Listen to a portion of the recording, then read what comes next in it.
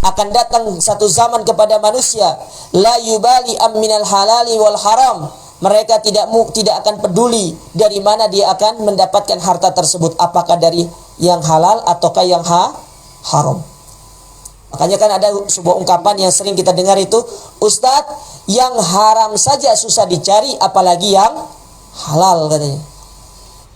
Bukan masalah susah dicarinya, karena kita yang tidak diberikan taufik oleh Allah Ta'ala untuk bisa membedakan mana yang halal, mana yang haram. Apa salah satu sebabnya? Karena kita jauh dari Allah Subhanahu wa Ta'ala.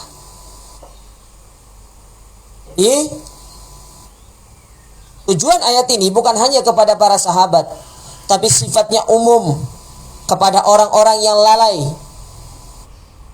yang mana sibuk dalam mengejar dunia. Dan adapun orang-orang yang tidak mengejar dunia, artinya yang hatinya tidak terpaut kepada dunia, yang tidak menjadikan dia lalai dengan kehidupan dunia, itu sangat sedikit. Hingga apa indikasinya? Ketika orang tersebut sibuk dengan dunia, dia kemudian terpaut hatinya dengan dunia, salah satu sifat yang akan muncul dari dirinya itu pelit, kikir, bakhil, medit, ya, perhitungan 500 perak aja dihitung, ya, betul tidak? Ustadz, kalau nggak ada 500 perak nggak jadi 1 miliar loh, Ustadz. Loh, hebat ya. Sebelum dia punya uang banyak, apa yang dia lakukan? 500, nggak apa-apa, infak, sedekah. Tapi giliran sudah punya uang banyak, 500 perak ini berguna, Ustaz. Nggak ada 500 perak, nggak ada 1 miliar. Nggak ada 500 perak, nggak ada 1 triliun. Sudah mulai. Jangankan untuk mengeluarkan infak yang hanya sekedar 10.000, 20.000. Apalagi kalau dia sudah punya uang banyak, sudah berat, apalagi kalau kita minta untuk infak yang lebih besar. Nah, ini perlu untuk diperhatikan.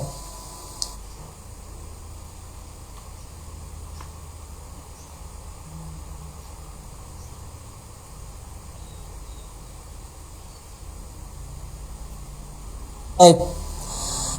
Wa amma qauluhu, dan adapun ucapan Allah Subhanahu wa Ta'ala at-takatsur, yaitu bermegah-megahan, fahuwa yashmulu takatsur bil mal, maka masuk ke dalamnya ini adalah bermegah-megahan dalam masalah harta, wa takatsur bil qabilah, atau bermegah-megahan dengan kabilah. Oh, saya ini dari kabilah ini.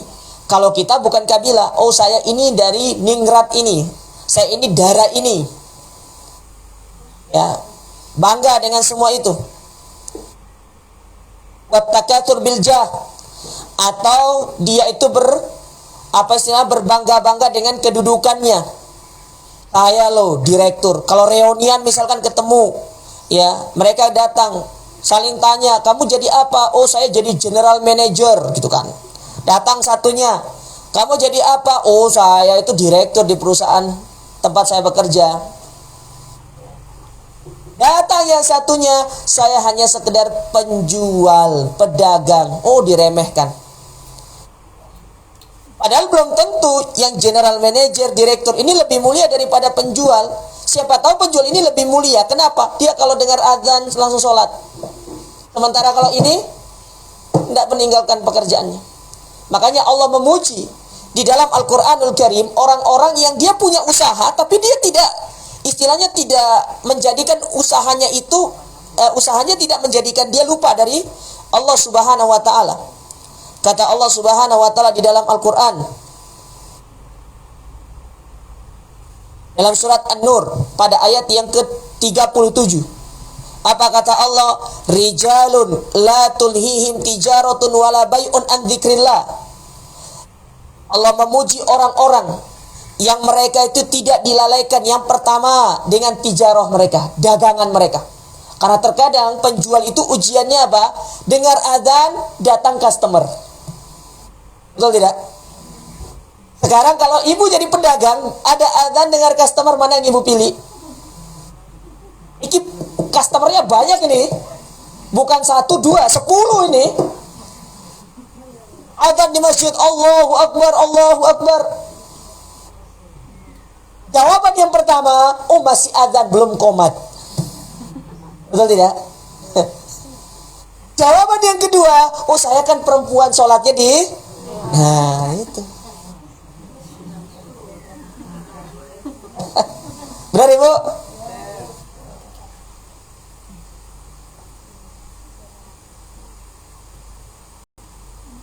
Itu adalah ujiannya pedagang. Ujiannya pedagang itu.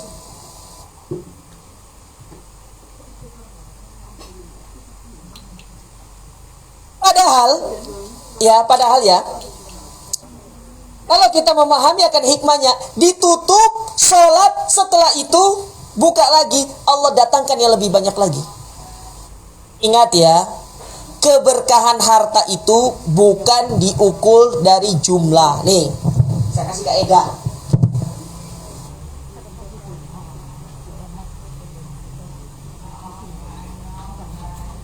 Ya, harta yang berkah, ya,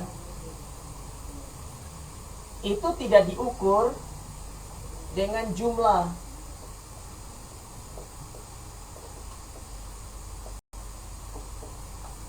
tapi diukurnya dengan apa? Bagaimana kita menggunakannya untuk beribadah kepada Allah. Itu dia harta yang berkah itu. Ada orang dia itu hanya sekedar penjual di pasar, ingin sok naik umroh bolak-balik tiap tahun. Betul tidak? Ada orang kerjaannya jadi general manager, boro-boro tiap tahun naik umroh, 10 tahun belum tentu. Ini keberkahan harta itu bukan jumlah, tapi bagaimana kita menggunakannya untuk semakin mendekatkan diri kepada Allah. Itu dia keberkahan harta itu. Harta ini mampu nggak mendekatkan diri kita sama Allah? Kalau dia mampu, itu baru berkah harta itu. Tapi kalau nggak mampu, maka harta itu nggak berkah. Makanya Allah katakan di sini, rijalun la tulhihim tijaratun wala bai'un. Tijaro atau jual beli dari apa? An dzikrillah, dari dia berzikir kepada Allah. Wa iqamis shalah, mendirikan salat. Taib. Ibu perhatikan ayat ini ya. Allah di sini menyebutkan apa? Jual beli, karena memang di zaman Nabi ya, pekerjaan yang paling digemari itu apa? Jual beli. Orang Mekah itu ndak ada kerja di perusahaan itu dulu tuh. Baru-baru aja ada PT itu. Yang terkenal kan itu ada namanya Aramco. Yang terkenal di Saudi itu ada namanya Bin Laden. Ya. Bin Laden itu salah satu perusahaan yang bergerak di dunia properti salah satunya. Ibu kalau pergi ke Saudi, lihat bangunan-bangunan tinggi, kebanyakan itu dibangun sama Bin Laden. Sama Bin Laden, tahu kan? Satu otak dari teroris itu. Nggak tahu ya, banyak orang-orang Indonesia itu yang mengelulukan Usama Bin Laden, padahal itu otaknya teroris itu. Ya, otaknya teroris itu. Usama Bin Laden itu. Dia bukan ulama, dia hanya seorang yang lulusan sarjana ekonomi. Bukan ulama dia itu. Cuma karena dia itu sukses di dalam dunia pergerakan dakwah aja, jadi dikira ulama. Padahal sebenarnya pergerakan bawah tanah. Kalau disebut dalam bahasa Arab itu namanya harakatut tansiriyah namanya. Pergerakan bawah tanah untuk mengkudeta pemerintah. Ibu-ibu ini kurang baca berita-berita terkini masalahnya. Sibuk dengan majalah-majalah. Apa Bu? Sebenarnya nggak usah Bu ya. Bahaya soalnya. Nanti siapa tahu ibu berdemo nanti. Wah. Pergi turun ke jalan, tuntut kenaikan UMP nanti kan, wah bahaya nanti nih. Saya sering sampaikan masalah ini karena ini yang menjadi pemisah antara kita dakwah salaf itu dengan dakwah yang lain. Ini Bu, di Saudi itu atau di dalam dunia dakwah itu ada dakwah yang mirip dengan kita, namanya dakwah sururiyah.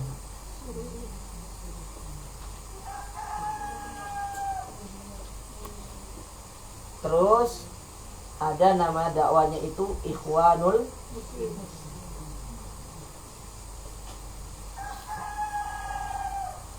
Sururiyah ini itu dinisbatkan kepada pimpinannya yang bernama Muhammad bin Kepok saya tak sih bahas masalah kayak gini di sini. Muhammad bin Surur. Sururiyah ini punya pemikiran begini. Pemerintah Saudi itu kafir. Pemerintah Saudi itu kafir karena dia tidak berhukum dengan hukum Islam. Tapi tinggalnya di mana coba? Jadi dia menghukumi negara Saudi itu negara kafir, tapi tinggalnya di mana? Tinggalnya di London, Inggris. Saya mau tanya, kafirin mana? Saudi atau atau Inggris ini? Ya.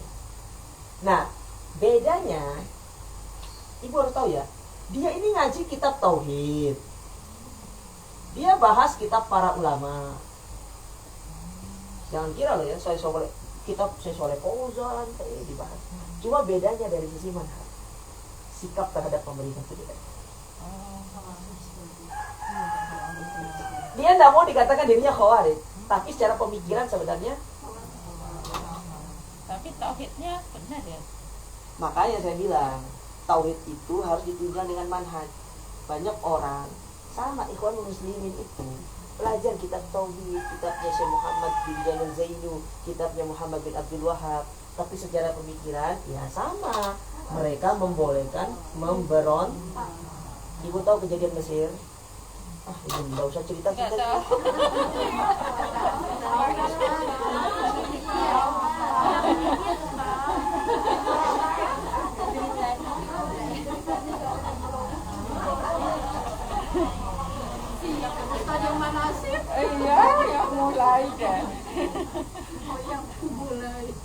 Ini pembahasan level tinggi masalahnya. Ibu-ibu nggak usah lah ya.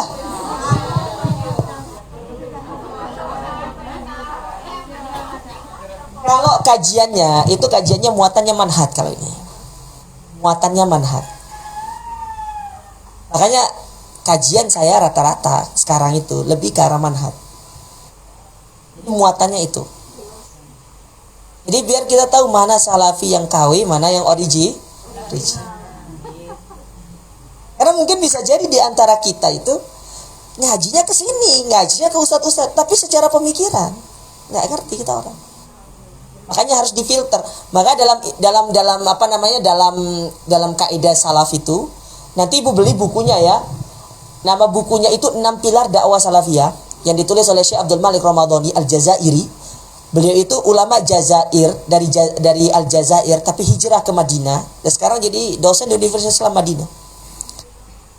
Beliau punya kitab namanya Sittatud Duror bin Usuli Ahlil Athar, 6 pilar dakwah salafiyah. Di poin yang ke-6 beliau membawakan sebuah bab yang berjudul tasfiyah dan tarbiyah. Apa sih tasfiyah? Membersihkan umat ini dari pemikiran syirik, khurafat, pemikiran-pemikiran menyimpang seperti itu. Lalu ditarbiyah. Apa ditarbiyah? Diajarin mana sing benar, mana sing bener. Karena kan ibu berangkat bukan dari ibu lahir itu bukan salafi. Betul tidak? Ya, enggak salafi. Sama, saya juga bukan salafi waktu lahir, Bu. Ya, saya bukan salafi.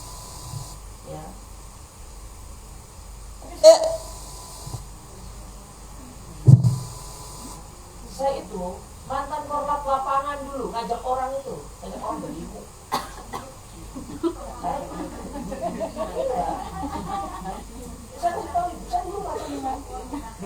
Ngajak orang untuk gitu, belajar, ngerti, paham, vokal saya. Tapi vokalnya lembut gitu.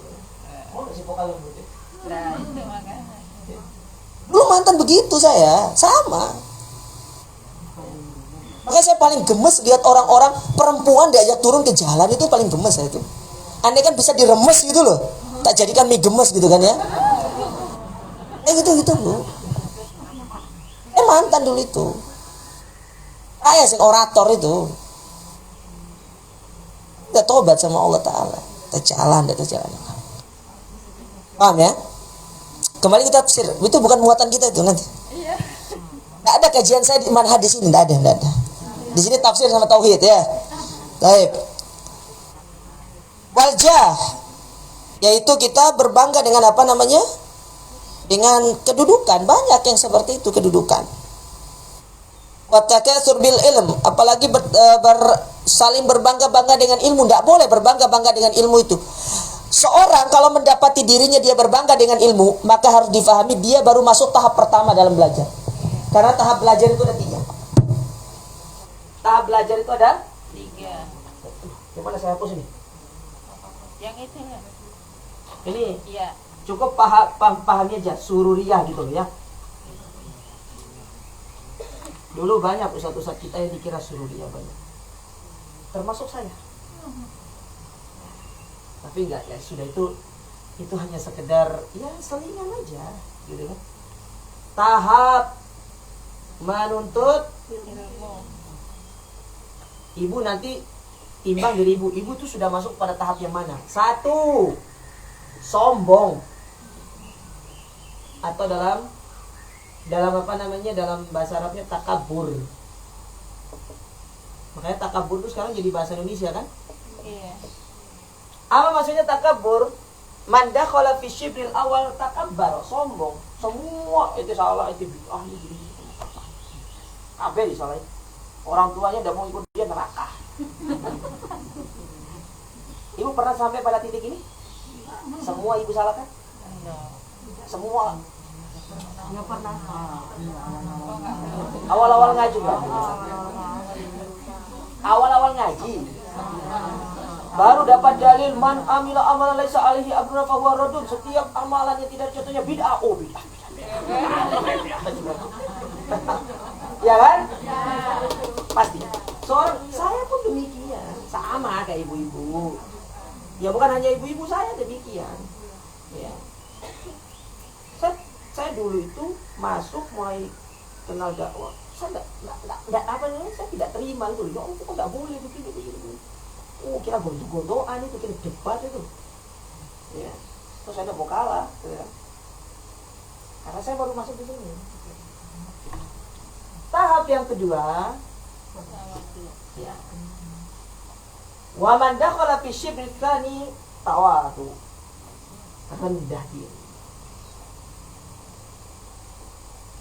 At-tawadu.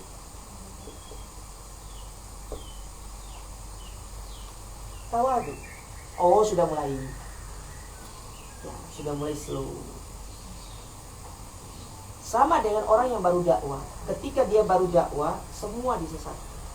Semua akhirnya sisi sudut pandang dari sisi hikmah itu kurang. Karena gini jamaah ya, kita bukan hanya mad'un itu orang-orang salafi, tapi non salafi itu lebih utama untuk kita. Kita sekarang ini mau menjelaskan tentang penyimpangan Khawarij. Iya, tapi kan mereka kita inginkan masuk ke dalam dakwah salaf itu supaya mereka keluar dari penyimpangan itu. Ada sisi yang dilupakan di situ. Apa yang disebut di situ dengan lemah?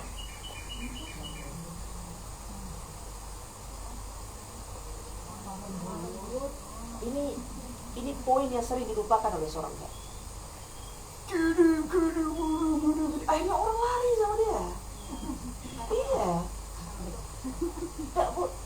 Kita tegas tapi tidak perlu keras. Tegas tapi tidak keras. Nabi itu tegas tapi tidak keras. Makanya Allah katakan dalam surat Al-Imran, "Fabima rahmatin minallah lintalahum." Kalau bukan karena rahmat Allah, lalu kamu berlemah lembut, kabur mereka. Kabur. Nah, apa yang menyebabkan orang itu sekarang ini dakwah suka kabur? Oh, itu ustadznya keras. Ingat, bedakan antara keras dengan apa?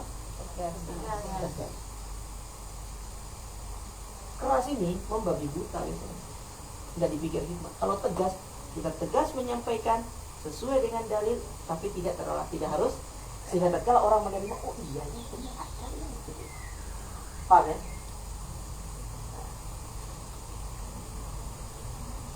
Yang ketiga, ini yang paling penting. Merasa Tidak mengerti. merasa bodoh. Alima annahu la ya, merasa dirinya selalu bodoh. Kalau sampai pada tingkatan ini, inilah yang disebut dengan halawatu thalabil ilmi, nikmatnya menuntut ilmu. Inilah yang bisa menyebabkan orang itu 3 jam, 4 jam baca buku tidak bosan. Kayak kita baru baca buku 1 halaman. Berarti ibu belum masuk di sini. Bisa jadi juga belum masuk di sini. Ketoknya masih perjalanan ke sini. Ya. Masih jalan ini. OTW. Ya. OTW. Ya. OTW ini antara lurus atau putar balik. Putar balik. Itu masalahnya. Atau mandek sih. Rehat. Makanya ada istilah kita itu, istilah terbaru di kalangan teman-teman itu, ada namanya ikhwan cuti namanya. Kalau yang paling tinggi itu ikhwan resign. Cuti maksudnya udah menuntut ilmu dulu. Tapi kalau sudah resign bahaya.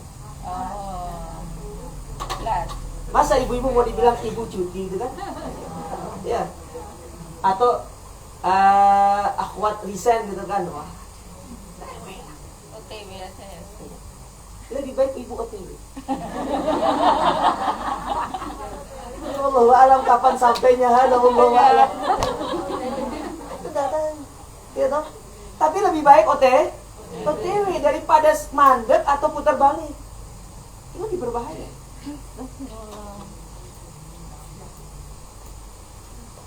Ketika seseorang tidak menyibukkan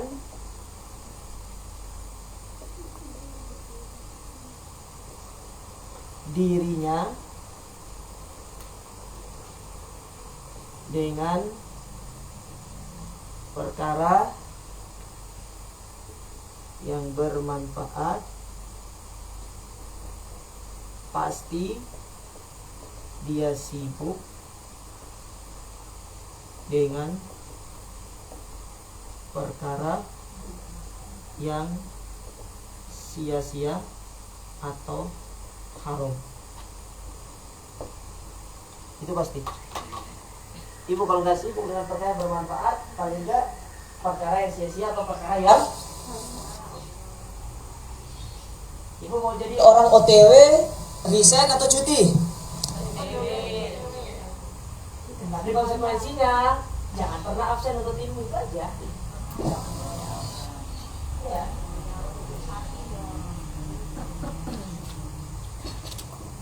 Baik. Kita lanjutkan. Kemudian Allah Subhanahu wa taala berfirman,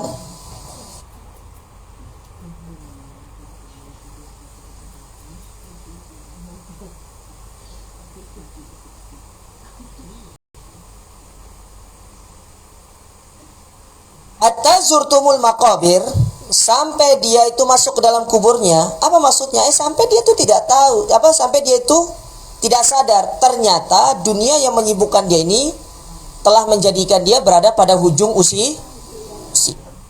Kan kadang-kadang sering kita dapati ada sebagian orang, ya Allah, usiaku sang ini, terus apa yang sudah kulakukan? Kan gitu kan? Ya, makanya sekarang ini sebelum itu terjadi dalam diri kita, mulailah kita ini untuk mengintrospeksi diri. Ini kan berbagai macam usia ya. Ada yang 30, betul tidak? Ada yang 40-an, ada yang 50, ada yang, kalau kita ambil fasenya Nabi itu gini. Usia 1 sampai 20 itu termasuk masih usia kategori yang, ya, kalau kita 1 sampai 40 lah. 1 sampai 40 itu masih bisa dikatakan itu lampu hijau lah. Karena itu masa-masa pemuda. Masa dikatakan masa muda. Tapi kalau sudah masuk usia 40 itu sudah warning bagi kita. Warning. Itu sebagai pertanda bahwasanya kita ini sebentar lagi mau stop gitu loh. Makanya ketika ada seorang yang usianya 60 bertemu dengan Fudail bin Iyad, ditanya, berapa usiamu? 60. Loh, berarti bentar lagi kamu mau mati katanya. Langsung ditembak sama Fudail bin Iyad. Berarti kamu mau mati ini. Innalillah katanya, wa inna ilaihi rajiun. Kok bisa? Terus apa yang harus aku lakukan? Ini aku sudah 60. Kalau itu ikut usianya Nabi berarti tinggal 3 tahun. Apa yang harus aku lakukan? Maka kata Fudail, ya, kata Fudail bin Iyad, ada sebuah kaidah penting. Fudail bin Iyad, apa kata beliau? Ahsin fima baki yughfar laka ma qad madha. Perbaikilah sisa usiamu, maka niscaya apa yang sudah berlalu itu akan diampuni sama Allah. Ya. Jadi sekarang nih usia ibu misalkan 60 tahun ya. Taruh ada 60 tahun. Berarti kalau kita mau ikut usia Nabi ke 63 tahun, berarti ada sisa berapa? 3 tahun. Nah, di sini, di usia ini, kita adalah orang yang tidak pernah ibadah, tidak pernah menjalankan ketaatan, misalkan maksiat. Kemudian Fudail mengatakan, kalau kita ambil patokan umur Nabi 63, sisa 3 tahun, ya wes, nggak usah dipikir sudah ini. Ini nggak usah dipikir. Terus lewat itu loh, nggak akan bisa kembali. Nggak ada istilahnya reinkarnasi, itu nggak ada. Ya, kebanyakan nonton Kerasakti bu ini. Ya. Masa udah pernah nonton Kerasakti bu? Oh sih, ibu-ibu nih zaman film itu ya. Yang apa tuh yang serinya sampai seri ke-7 itu kan? Oh tahu kan?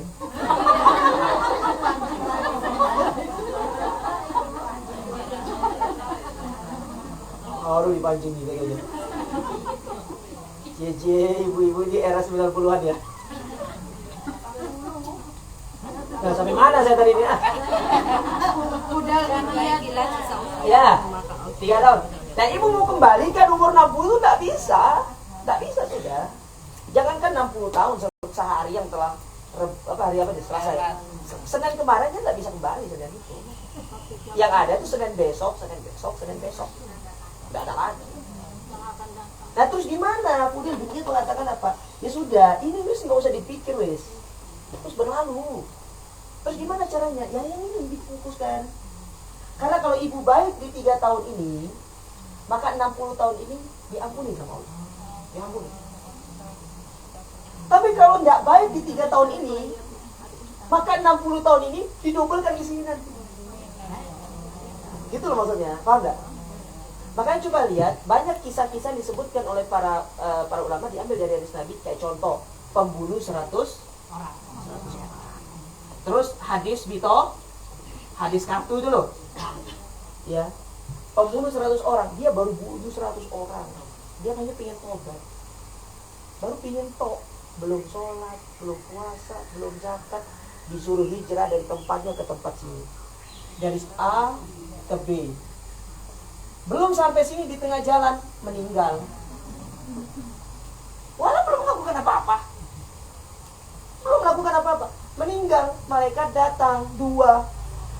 Saya mau bawa dia ke neraka. Tuh, setan. Ucap ke susu. Ya, coba aku jadi orang. Gitu macam. Ada gitu lah ya. Saya terjemahkan bagi maksud saya. Ya. Pedi ibu paham. Yes, terjemahkan juga kaku bu, ya. Terjemahkan hadis itu kaku-kaku bener. Menerjemahkan itu gimana cara supaya jamaah itu paham, gitu loh. Bukan barang siapa yang berkata, itu tulisan itu. Nah, terjemah tulisan. Tulisan itu tidak perlu seperti itu. Buku yang saya baca, Ya, itu terjemahan itu terserah saya. Yang penting ibu paham. Ya. Kalau ibu buka bukunya, buku terjemahannya beda-beda. Nah, sampai sini meninggal dia. Plek. Datang malaikat. Saya mau bawa dia ke neraka. Kata malaikat, oh tar dulu. Saya mau bawa dia ke surga ini. Oh nggak bisa, dosanya banyak. Iya, tapi dia sudah tobat. Inti gimana sih, gitu kan? Karena dia ini debat dua malaikat turun satu. Sebentar dulu, kalian gini aja. Coba dilihat, diukur. Mana yang lebih dekat? Lebih dekat dari asalnya atau tujuannya? Kalau dia lebih dekat dari asalnya, ente bawa dia neraka. Tapi kalau dia lebih dekat ke tujuannya, ente bawa ke surga. Ya. Jadi disuruh cari gawe, nyambut gawe dua malaikat ini. Diukur sama mereka. Sampai pada kesimpulan, ternyata dia lebih dekat ke sini. Masuk kesimpulannya apa? Kesimpulannya apa sih? Ini belum ibadah orang ini. Dia baru hanya keinginan untuk apa? Tobat. Dia baru keinginan untuk tobat. Dia ingin menjadi orang yang lebih baik. Dia hanya punya waktu yang sedilut waktunya nggak banyak. Tapi bisa menjadikan dia masuk ke dalam 100 orang ini dibunuh seketika itu diampuni sama Allah. Nah itu maksud saya, paham tidak ya? Nah sekarang ibu-ibu umurnya berapa? 60, 70, ya, 80. Ibu umurnya berapa? Hah? Oh nggak percaya. Siapa yang paling tua sini? Nenek. Oh ibu. Oh masya Allah. 17 tahun bu ya? Kata ibunya saya 17 tahun. Karena 71 katanya dibalik. Nah, kalau kita ambil usianya ibu dari 63, berarti sudah berapa tahun lebihnya? 8 tahun. Artinya diberikan bonus itu loh. Ya. Makanya bonus itu antara dia itu bermanfaat atau justru sebagai sebab kita. Makanya orang kalau dia bertambah usianya bukan didoakan semoga panjang umur, murah rezeki, bukan itu. Kalau dia tambah usia bilang semoga usiamu percuma panjang kalau nggak berkah. Lebih baik pendek tapi Al-Imam An-Nawawi meninggal pada usia 40 tahun. Tapi coba lihat usia 40 tahun. Arba'in Nawawi, Riyadus Shalihin, ya kan? Ya, Syarh Al-Muhaddab, Syarah Sahih Muslim. Banyak kitabnya. Tidak ada satu kitab pun di atas muka bumi yang karang yang pasti dipakai bukan hanya orang salafi tapi orang-orang sebelah dipakai. Semakin dibaca pahalanya semakin ngalir. Iya. Usia tuh boleh pendek tapi bermanfaat, produktif gitu loh. Percuma panjang. Kerjanya maksiat toh. Makanya lebih baik apa? Berdoa ya Allah semoga meninggal itu lebih baik gitu loh. Iya. Paham ya maksud saya? Jadi sampai dia itu masuk ke dalam surga sih, kubur. Ini kita lagi bahas kubur ini. Terus ngantuk ya toh ini. Ya. Kita bagi dua aja ya anunya nih, pembahasannya agak panjang ini ya. Lalu ayat berikutnya kita sampai ayat yang keempat aja. Allah Subhanahu wa taala berfirman,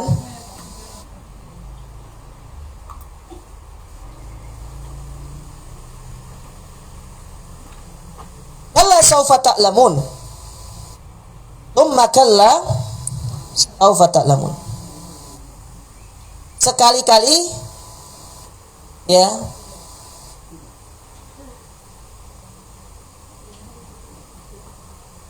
sekali-kali tidak, sekiranya kalian akan mengetahui dengan pasti dan kemudian kalian pasti akan mengetahui dengan pasti. Apa maksudnya ya? Ai saufa ta'lamun akibata amrikum idza raja'tum ilal akhirah wa anna hadat takatsur la yanfa'. Ini kata Syekh.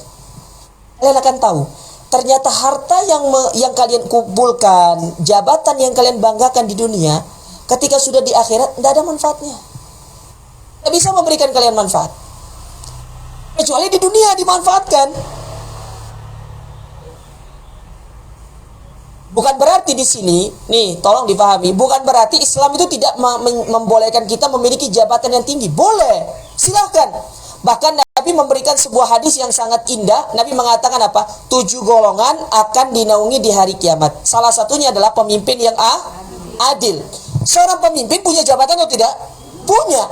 Maksudnya Nabi di situ, kalau engkau adalah orang yang punya jabatan, jadilah seorang pemimpin yang mampu memberikan keadilan kepada rakyat. Kata Nabi SAW, ahabbu a'mali ilallah sururun tudkhiluhu fi qalbil muslim. Amalan yang paling dicintai oleh Allah, kebahagiaan yang engkau masukkan ke dalam hati seorang muslim. Maksud saya begini, kalau ibu menjadikan hati satu orang itu bahagia, senang, itu sudah dikatakan amalan yang luar biasa di sisi Allah. Bagaimana kalau ibu jadi seorang pemimpin? Misalkan saya seorang pemimpin, ibu punya bawahan, tapi bawahannya perempuan juga ya. Ibu punya bawahan ada 20 orang. Ibu jadikan dia bahagia semua. Pahala besar itu, Bu. Bagaimana kalau kita berbicara seorang presiden, kepala negara, gubernur, bupati, punya rakyat banyak. Dia keluarkan kebijakan yang bermanfaat, yang membuat masyarakatnya senang. Oh, luar biasa. Kata Ibnu Taimiyah, dia mengatakan wahada afdalul mujahid fi zamanihi. Ini adalah seorang sebaik-baik mujahid di zamannya. Pemimpin yang adil itu. Tapi jarang orang kalau sudah naik jabatannya menggunakannya untuk yang bermanfaat. Saya pernah dengar sendiri. Ada orang ngomong begini, kita kalau sudah jadi anggota DPR itu pasti korupsi. Tahu-taunya dia naik jadi korupsi. Iya, berarti dia sedang membicarakan di dirinya. Karena apa yang dikeluarkan harus sama dengan apa yang Lah iya, ibu kan kampanye berapa? Sekarang keluarin 1 miliar, tapi sing balik cuma 200 juta, ya rugi dong. Maka harus dikembalikan lebih dari itu. Caranya gimana? Ya salah satunya dengan cara. Tapi apakah semua itu bermanfaat? Tidak ada manfaatnya. Ya. Nabi SAW pernah bersabda dalam hadis yang dikeluarkan oleh Imam Muslim. Nomor hadis 2958. Ibu tulis hadis ini. Ini hadis penting. Nomor hadis berapa, Bu? Yaqulu Ibnu Adam 2958. Berkata anak Adam, mali wa mali hartaku kata. Dia berteriak tentang harta. Hartaku. Lalu apa jawaban kepada mereka? Walaisa laka min malik. Tunggu dulu. Itu bukan hartamu. Hartamu itu satu, ma'akalta, apa yang telah engkau makan. Aulabista, apa yang telah engkau pakai. Autasaddaqta, apa yang telah engkau infakkan. Jadi harta kita tuh cuma 3. Yang sudah dimakan, yang sudah dipakai, sama yang sisanya untuk apa? Waris. Terus capek kita? Capek kita mengumpulkan harta?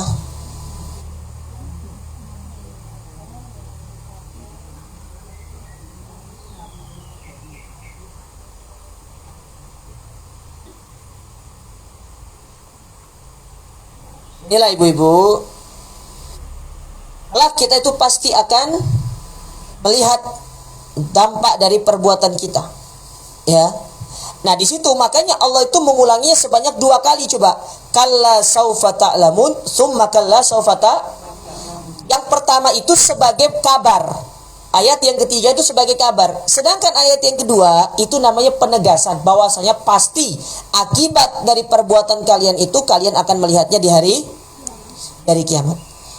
Nah, Nabi SAW pernah bersabda dalam sebuah hadis, yuhsyarun nas yaumal qiyamati hufatan uratan gurlan buhma. Manusia itu akan dikumpulkan di hari kiamat dalam kondisi satu, uro, tidak memiliki pakaian.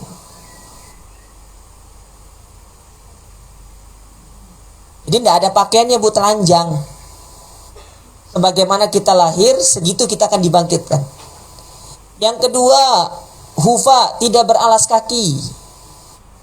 Yang ketiga, gurlan, tidak dihitan. Yang keempat, buhma, tidak memiliki apa-apa. Jadi hanya murni datang dengan tangan kosong dan membawa amal tok, itu tok. Nah, Aisyah pernah nanya sama Nabi, ya Rasulullah, kalau mereka itu telanjang, dong saling lihat satu dengan yang lain. Yang perempuan lihat laki-laki, yang laki lihat perempuan, kata gitu. Kata Nabi, ya perkaranya sudah tidak akan bisa saling ngintip lagi. Wong semua orang tuh akan sibuk masing-masing kok. Tidak ada lagi yang lihat, oh dia perempuan, oh itu laki-laki. Tidak ada lagi seperti itu. Ya. Saking dahsyatnya hari kiamat itu. Itu baru permulaan.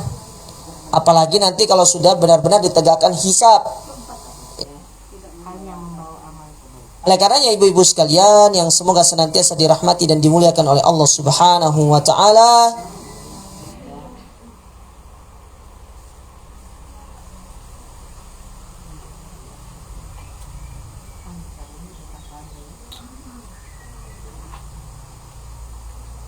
hendaklah kita benar-benar menjaga diri kita dari yang namanya at-takatsur.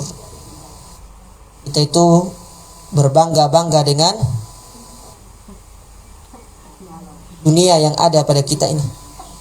Karena pada hakikatnya semua itu merupakan perkara yang akan dapat menjadikan kita rugi, baik itu di dunia maupun di. Baik, sampai di sini dulu kajian kita ibu-ibu ya, yang bisa saya sampaikan. Kalau ada yang ingin bertanya, saya kasih kesempatan satu orang aja. 2 orang aja, enggak apa-apa. Waktunya sampai 9.30. Silakan kalau ada yang ingin bertanya, kami persilakan. Insyaallah untuk materi berikutnya kita masih di surat At-Takatsur ya. Wallahu taala a'lam bissawab. Nah, silakan.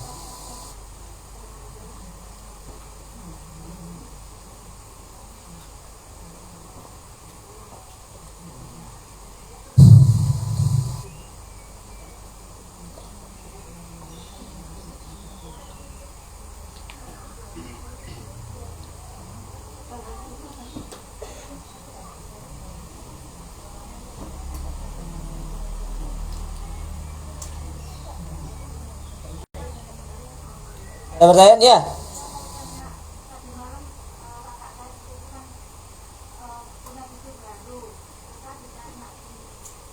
Cucu baru. Baru lahir.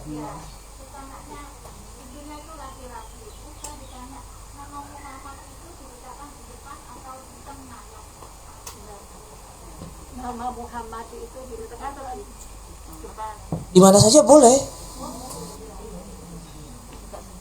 Tidak terikat ya, tapi kalau mau lebih baiknya itu di depan, karena umumnya itu Muhammad itu itu aja. Sama-sama ibu, silakan. Saya kira tadi malam ada yang nikah lagi gitu.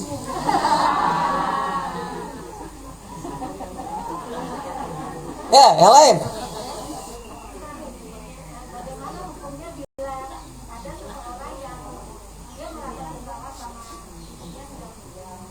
Sama siapa? Merasa bersalah sama ibu suruh tinggal. Mau apa?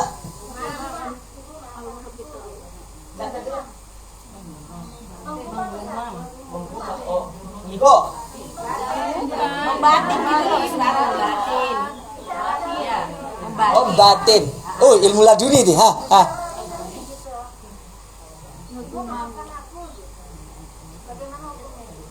Membatin gitu loh. Nah iya, kalau dia punya salah, dia tidak bisa lagi bilang misalkan ibu maafkan aku, tapi gimana caranya? Ya udah, ibu anak tersebut melanjutkan apa yang kebiasaan baik dilakukan oleh ibunya sebagai bentuk dia itu berbuat baik, berbakti kepada orang tuanya setelah meninggal, dan semoga dengan itu ya Allah Subhanahu wa taala mengampuni dosa anak kepada ibunya.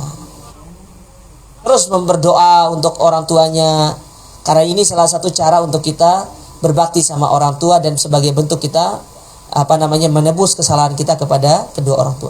Nggak mungkin nanti pergi ke kuburannya kayak sinetron peluk kuburan, maafkan aku ibu, gini kan nggak bisa. Nggak akan denger dia.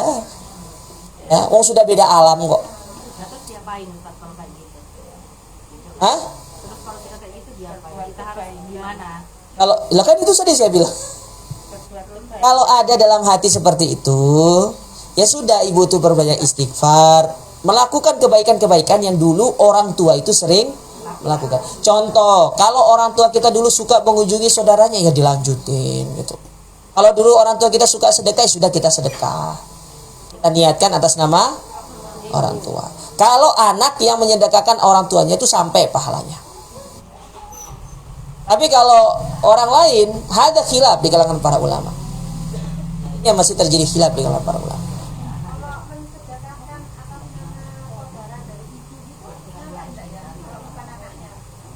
Ini yang masih terjadi khilaf di kalangan para ulama. Hada wallahu a'lam. Ya, apakah ini sampai atau tidak? Namun kita berdoa karena keumuman dari kalau kita mengambil dari penjelasan para ulama yang secara jelas dalilnya itu adalah doa. Kita mendoakan saudara orang lain itu nyampe. Tapi kalau sedekah, saya saat ini saya tidak menjawab dulu. Insya Allah nanti jawabannya kita sampaikan pada pertemuan berikutnya. Ya, karena saya belum memastikan. Ya, mana pendapat yang lebih kuat? Karena ada yang mengatakan dia sampai, ada yang mengatakan tidak sampai. Karena yang sampai itu hanya dari pihak keluarga yang memiliki hubungan darah saja. Tapi nanti kita akan sebutkan nanti insya Allah pada pertemuan berikutnya. Ada lagi? Cukup ya? Saya rasa cukup ya jamaah sekalian ya. Ini yang bisa saya sampaikan pada kesempatan berbahagia ini. Kurang lebihnya mohon maaf. Wal ilmu indallah wa akhiru da'wana subhanakallahumma rabbana bihamdika asyhadu an la ilaha illa anta astaghfiruka wa atubu ilaik. Wassalamualaikum warahmatullahi wabarakatuh.